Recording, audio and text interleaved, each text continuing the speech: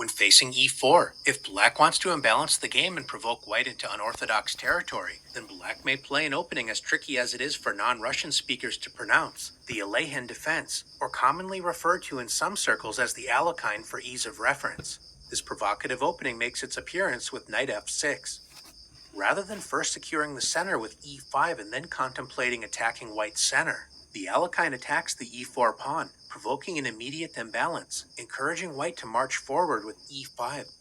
White's options to challenge the Alekhine are quite limited, because defending the center with knight c3 not only allows a transposition into classical king-pawn territory with e5, the adventurous Alekhine player may prefer to strike in the center immediately with d5, provoking complications that are not unfavorable to black. The opening struggle begins after white takes more space and gains a tempo against black's knight with e5, when black centralizes the knight with knight d5, inviting white to gain another tempo while chasing the knight with c4, provoking the knight to retreat to the b6 square. This seemingly offside knight adds pressure against the pawn that just attacked it. White may decide to continue chasing black's knight with c5. Whenever you advance a pawn forward, you always have to consider the space left behind. In this case, continuing to chase black's knight does weaken the d5 square, so the knight may return to the centralized point with knight d5. White may once again attack this restless knight while actively developing the light-squared bishop with bishop c4. Although c6 is also an interesting option, black typically supports the knight with e6, revealing the dark-squared bishop's pressure against the c5 pawn. Black is not especially worried about bishop takes d5, surrendering the bishop pair while doubling black's pawns with e takes d5, as black is prepared to strike against white's center with d6, confronting white's pawns on the 5th rank. We'll take a look at what happens when white supports the advanced pawns with d4 in a moment, but it's worth noting that white can invite gambit play with knight c3, adding a second attacker against the knight. So black typically exchanges knight with knight takes c3. B takes c3, dreaming of a future d4, is well met by the timely d5, striking in the center with good play for black. White may decide to open the d-file as well as a path for the dark-squared bishop with d takes c3. Now that the d-file has been opened for white's queen, striking in the center with d5 is less effective, as white is happy to open up the position with en passant, c takes d6. There is no pressure to immediately capture the c5 pawn. A strong alternative is knight c6, attacking the other unprotected white pawn on the 5th rank.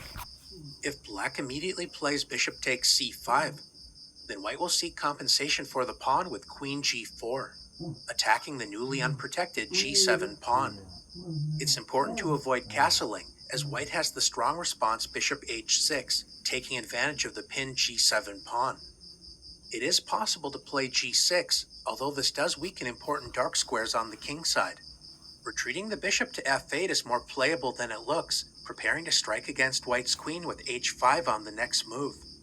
In addition to the committal king f8, the interested viewer can also explore queen e7, returning the pawn if white plays queen takes g7, preparing to simplify the position by offering an exchange of queens with queen f8, leading to original, interesting play.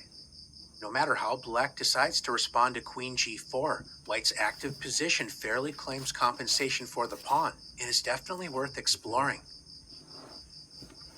Knight c3 leads to interesting play, but a more stable attempt is to support the vulnerable pawns on the 5th rank with d4. White has an impressive looking space advantage, but black has two important ways to challenge white's center. d6 is a typical pawn break in the Alekhine, when after the common exchange c takes d6, in c takes d6, this transposes into a line from the Alapin variation of the Sicilian defense. If black would prefer to keep the game in Alekhine territory, then another strong pawn break is b6, joining the dark-squared bishop and pressurizing the advanced c5 pawn. It's possible for white to immediately give up the bishop pair in order to compromise black's structure with bishop takes d5, and white may first decide to relieve the tension with c takes b6. Black's dark-squared bishop suddenly enjoys an open diagonal, and the rook on a8 is about to enjoy open lines on the a-file after a takes b6. If white continues with the natural developing move knight f3, then black is ready to exchange light-squared bishops with bishop a6, threatening to exchange white's best minor piece with a comfortable game. White can anticipate the light-squared bishop's pressure with knight e2, supporting the center while blocking the f1 to a6 diagonal, protecting the king and allowing kingside castling. The immediate d6 is a strong pawn break to consider, and black may also continue with the plan of offering an exchange of light-squared bishops with bishop a6. If white decides to exchange bishops, this invites knight takes a6, eyeing the b4 square, as well as preparing a potential pawn break with c5. Retreating the bishop with bishop b3 allows active options such as bishop b4 check and knight c6, adding serious pressure against white's position. A double-edged choice is to play bishop takes d5, e takes d5. White has surrendered the bishop pair, and the newly unopposed light-squared bishop applies annoying pressure against white's kingside. On the other hand, black does have double d-pawns, and white's e5 pawn still claims a central space advantage. With this in mind, black is prepared to resolve some of the structural issues with d6, preparing to undouble the pawns on the d-file.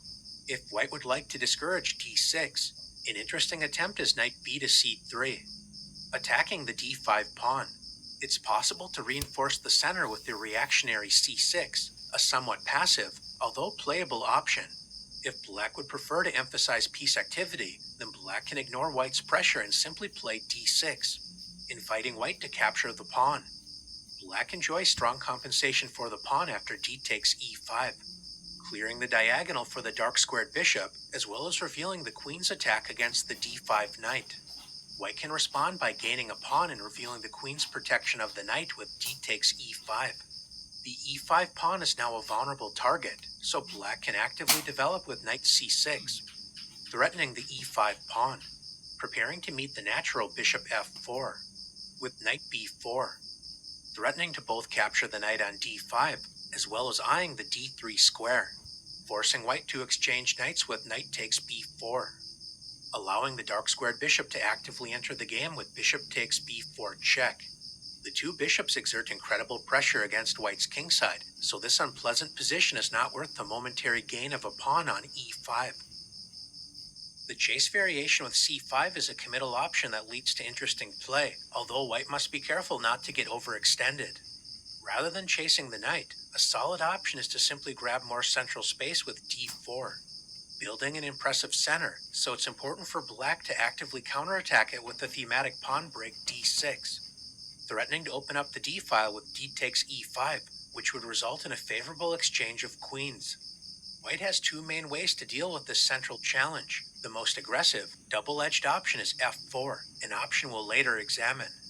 A more positional option is to exchange pawns with e takes d6, unsurprisingly known as the exchange variation, leaving black with an important decision to make. How exactly should black recapture? E takes d6 is the more symmetrical, solid option. We'll take a look at a sample line in a moment. The other choice is to imbalance the pawn structure with c takes d6. This is a more combative, but also riskier option. The d6 pawn allows the possible pawn break d5, or possibly support a future e5. Capturing with the c-pawn also grants white a queenside pawn majority. A promising line for white is to play knight c3, intending to stabilize the queenside prior to completing kingside development.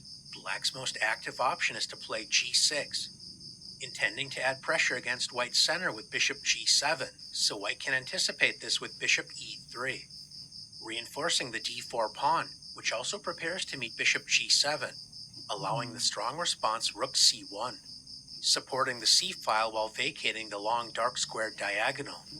After black castles, white can secure the c4 pawn, often a sensitive spot in white's camp, with b3. This is a strong practical weapon for white, as black cannot easily generate the desired counterplay against white's solid center. Striking in the center with e5 allows d takes e5, intending to exchange queens on d8, followed by c5, leading to a promising position for white. The other central strike d5 allows c5, when black's knight on b6 does not have a good response, as retreating the knight to d7 simply loses the d5 pawn. Attacking white's center with knight c6 allows d5, when it's difficult for black to find a reasonable plan. Grandmaster Alexander Shabalov, a supporter of the Alekhine, has tried the radical f5, and Grandmaster Komsky has tried the more positionally minded bishop f5. These are all moves intending to imbalance the game the enthusiastic supporter of this variation may explore, but white seems to be doing quite well in all of these lines. C takes d6 can lead to interesting play, especially if white is unaware of the strong line we just introduced, but with proper play black appears to be under some pressure. A more solid approach is to respond with e takes d6, maintaining a symmetrical pawn structure. White does enjoy more space, and behind that space advantage the potential for more active pieces. That being said, careful play is still required by white, as a natural developing move such as knight f3 runs into bishop g4, pinning the knight to the queen, while preparing to assault the d4 pawn with knight c6, a more attractive target now that one of its key defenders is pinned. This is certainly not the end of the world for white, but allowing this pin creates unnecessary stress against white's center. Rather than playing knight f3, allowing the annoying pin bishop g4, a strong alternative is to develop the other knight with knight c3, supporting the center while remaining flexible on the king side. There are no shortage of interesting ideas to explore, but a popular setup for white is to play bishop d3, followed by developing the kingside knight to e2. Immediately challenging white's center with knight c6 is a provocative choice to explore, but black's most common choice is to play bishop e7. Unlike the more aggressive c takes d6 lines we examined earlier, black does not fianchetto the dark-squared bishop with g6 and bishop g7. In this case, the bishop will still find life on the long diagonal from the f6 square without accepting any immediate kingside weaknesses. Let's take a look at white's popular choice, bishop d3. Activating the light-squared bishop, preparing to meet black's reasonable plan of castling kingside. With knight g to e2. Developing the knight to the e2 square supports white's center while discouraging bishop g4, because if black decides to pin the knight. Not only can white play queen c2, unpinning the knight while attacking the h7 pawn, developing the knight to e2 allows the resource f3, gaining a tempo against the bishop and supporting white's center. It's worth noting that if black tries to take advantage of the exposed king with bishop h4 check, white can place both of black's bishops under attack with g3. Since the f3 pawn is now unprotected, black is relying upon the resource bishop takes f3, capturing a pawn while threatening the rook on h1. This allows white to build a serious lead in development by castling kingside, inviting sharp gambit play. But white also has another strong resource with the tactical shot bishop takes h7 check. If black refuses to take the bishop, then white is ready to castle with a strong initiative.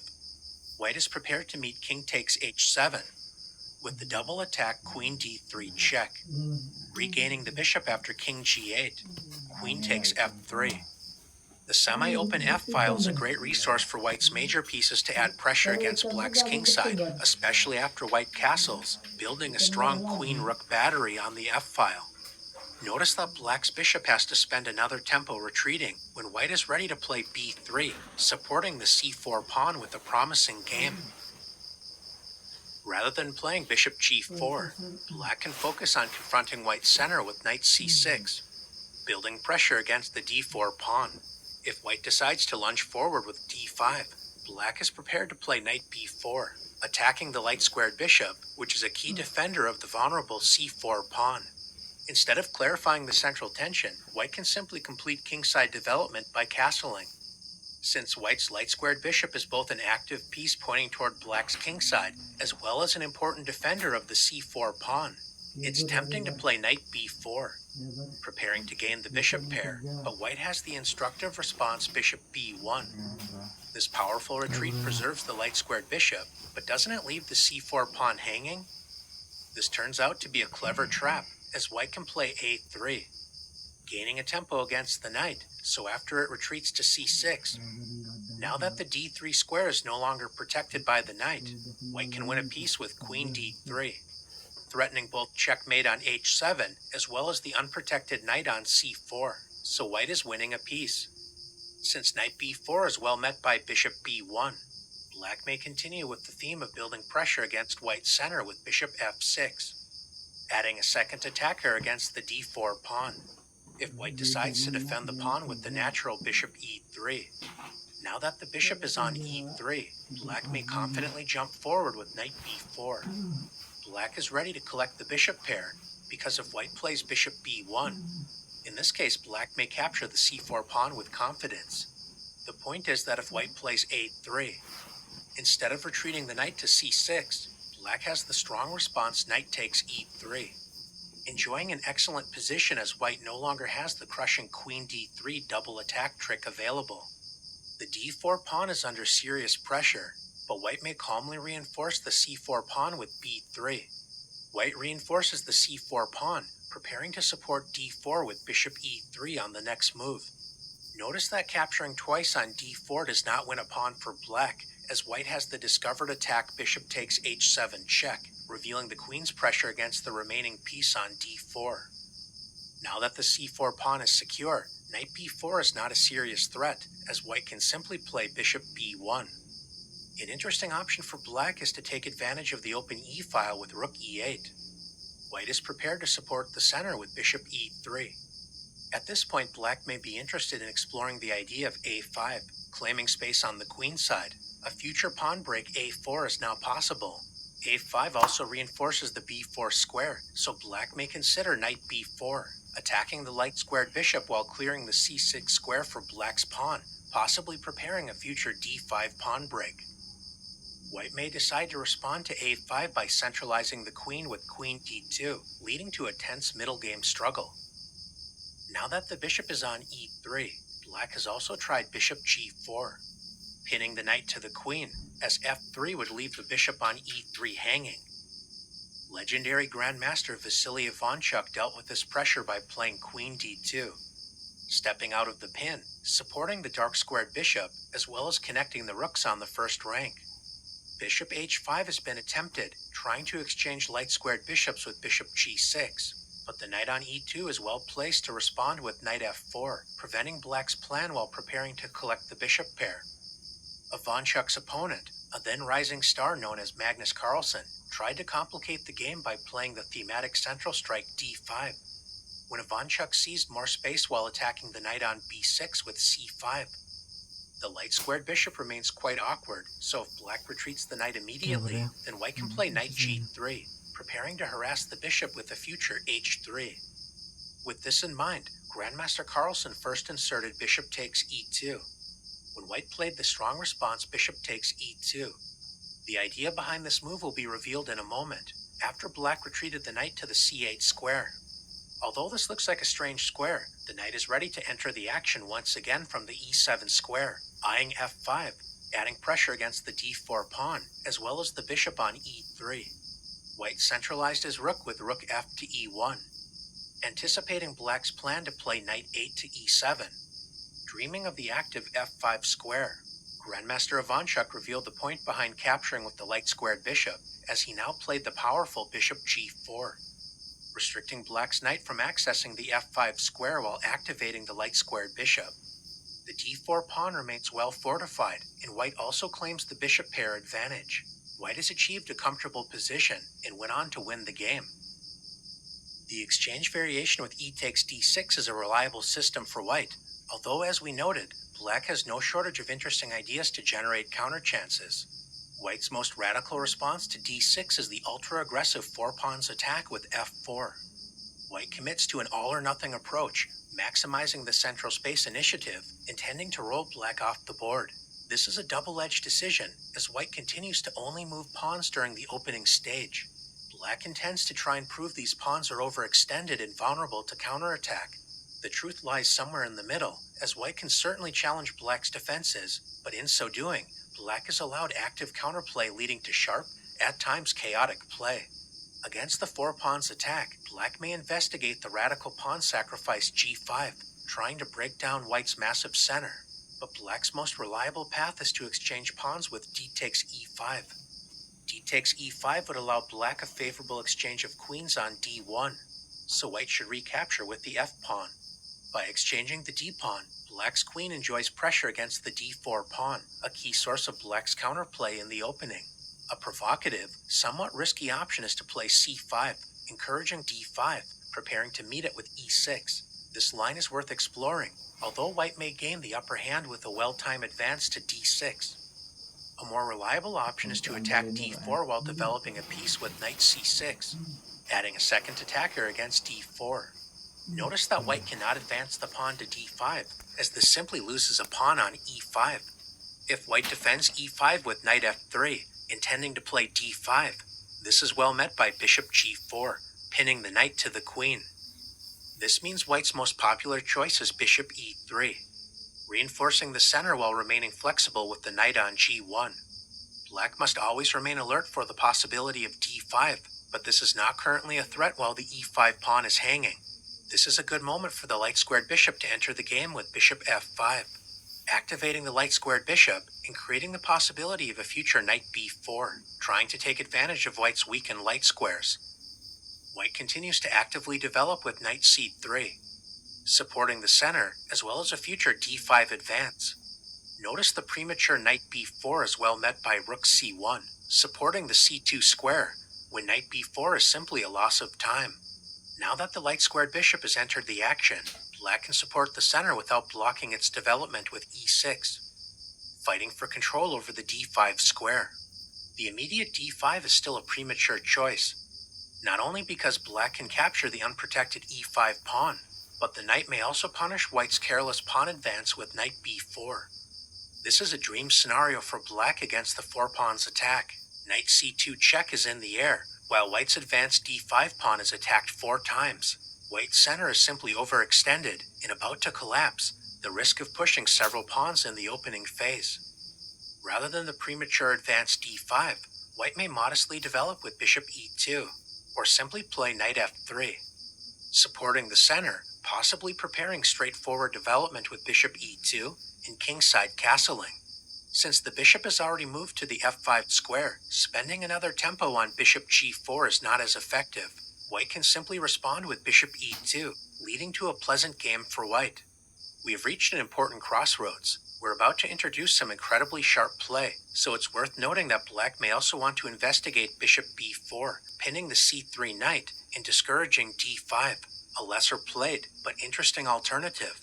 That being said, black's most common reply is bishop e7. If the center remains stable, as is the case if white plays bishop e2, intending to castle kingside, then black is ready to castle, followed by the thematic pawn break f6, as played by Grandmaster Nikita Vityagov. This is a reasonable path with mutual chances, but white may also test black's memory, as well as nerves, with the forcing d5. Provoking the exchange is e takes d5, c takes d5. White has established an impressive-looking advanced center, but this is a double-edged decision as these pawns must be constantly protected by pieces. Black's only move to stay afloat is knight b4, adding pressure against the d5 pawn, as well as threatening a fork on c2. It looks like white's center may be overextended, but things are not so simple as white has the strong reply knight d4, centralizing the knight, protecting the c2 square, as well as attacking the bishop on f5. Since bishop g6 allows the annoying bishop b5 check, Grandmaster Peter Svidler played bishop d7.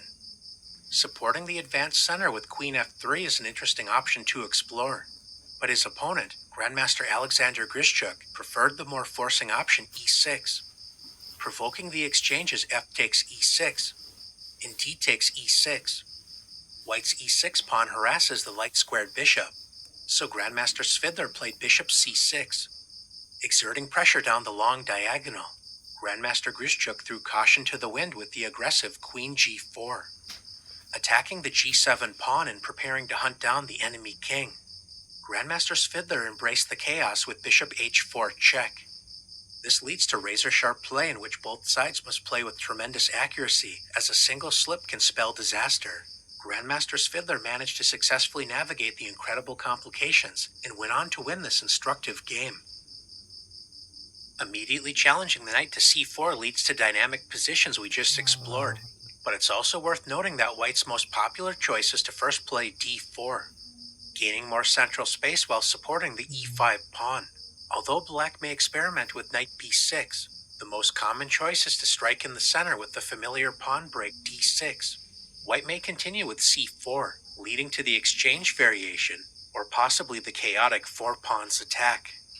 On the other hand, white may prefer to enter the popular modern variation with knight f3. This modest developing move acknowledges the Alekhines' right to exist, and rather than trying to refute black's opening play, white supports the center with natural development, maintaining flexibility with the exchange e takes d6, as well as the option to chase black's knight with c4. The modern variation is a popular way to positionally challenge the Alekhine, and black has no shortage of options to explore. Bishop g4 is a natural idea, although since white is not fully committed to expanding in the center just yet, allowing black to add serious pressure against the d4 pawn. Bishop e2, unpinning the knight, is a safe and solid choice for white. g6 is another option to consider, preparing to fianchetto the dark-squared bishop. But in this video we are going to introduce the Larsen variation with d takes e5. Named after Danish Grandmaster Bent Larsen, this reveals another point behind developing the knight to f3. White can centralize the knight with knight takes e5. White's active knight adds pressure against the sensitive f7 pawn, so black would love to exchange this piece. In a famous encounter, Grandmaster Larsen played the immediate knight d7, preparing to exchange knights.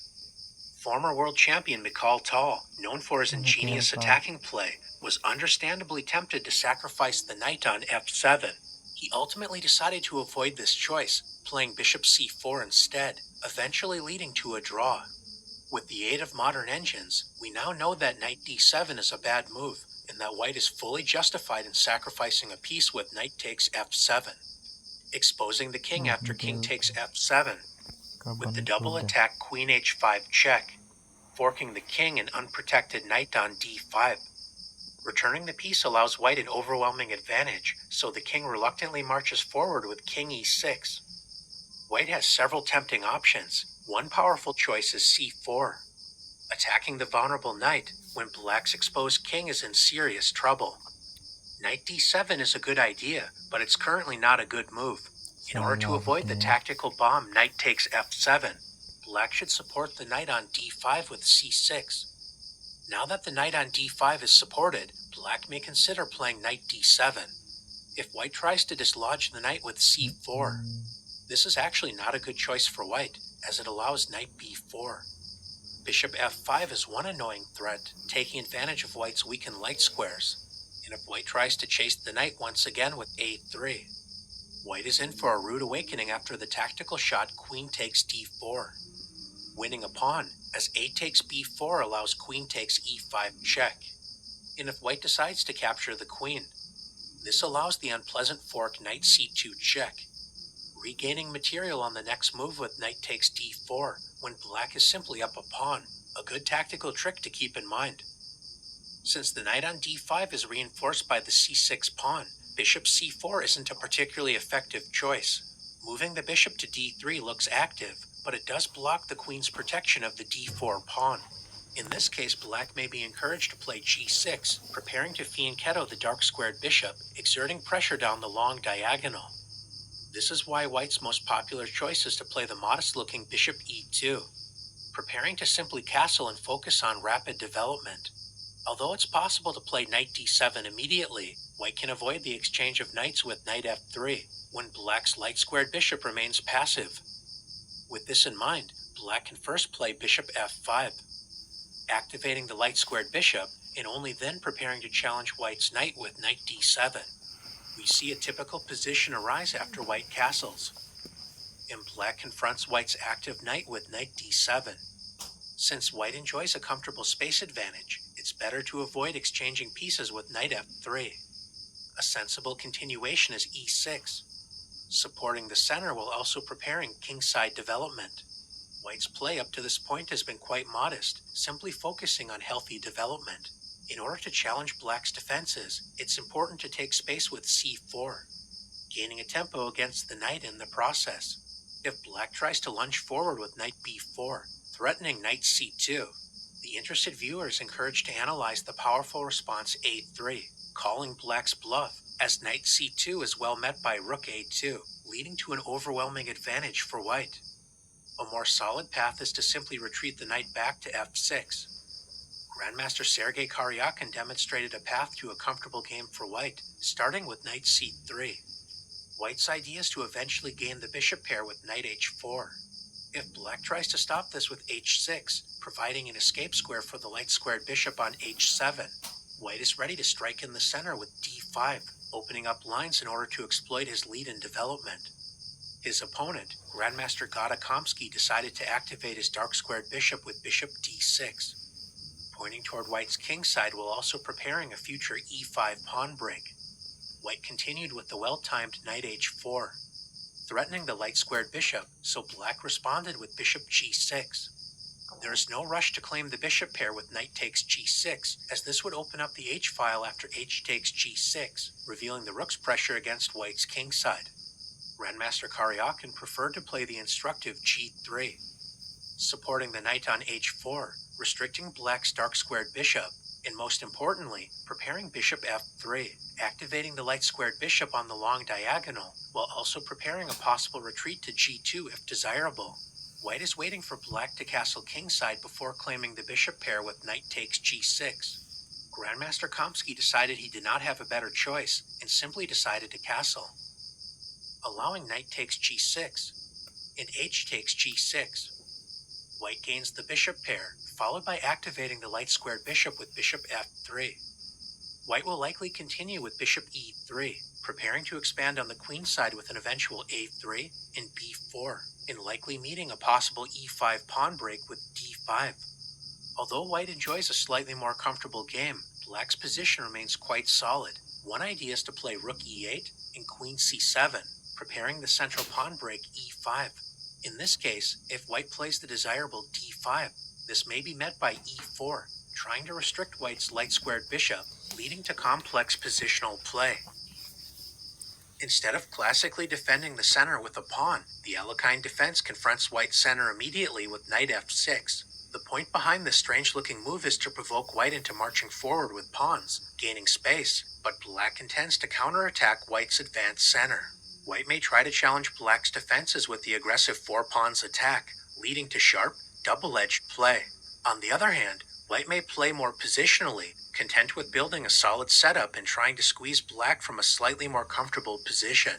No matter how white decides to handle the opening, the Alekhine remains a resilient, playable defense with plenty of creative resources to discover. Thanks for exploring this provocative defense against e4, and best of luck the next time black's knight makes a provocative entrance into your game on the very first move.